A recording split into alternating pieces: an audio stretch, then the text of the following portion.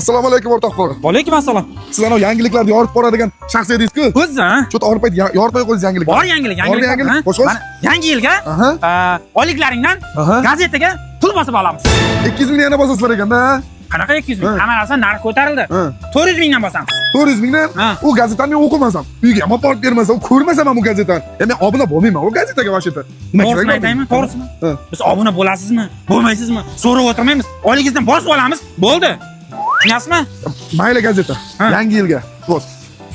Bayram puli masalasida. Bayram deganingizga mana bayram deganingizga yangilikni zo'ri bor. Xo'sh. Bayramga farzandlaringga bayram sovg'alari beramiz.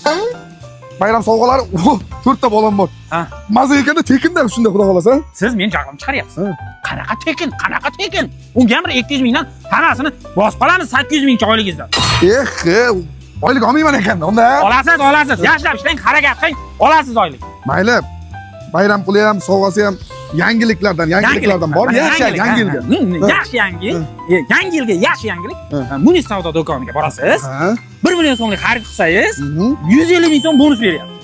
5 millionlarga savdo qilsangiz, 1 million so'm bonus beryapti. 20 million so'mlik narsa xarid qilsangiz, 5 million so'm bonus beryapti. Xohlagan narsangizni do'kondan olib chiqib ketaverasiz. Tushunyapsizmi? Borasiz, Munisga, borasiz. Endi o'sha yerda narsa xarid qilasiz, qarang. Hozir oyligingizdan 400 mingga gazetaga ketdi. 600 mingga sovg'alarga ketdi. 5 million oylik olsangiz, shuni 2 millionni Munisga o'tkazib qo'ying. 2 million so'mga bemalol yashaysiz. Yashasa bo'ladi. Mayli, oldigan deylik uni.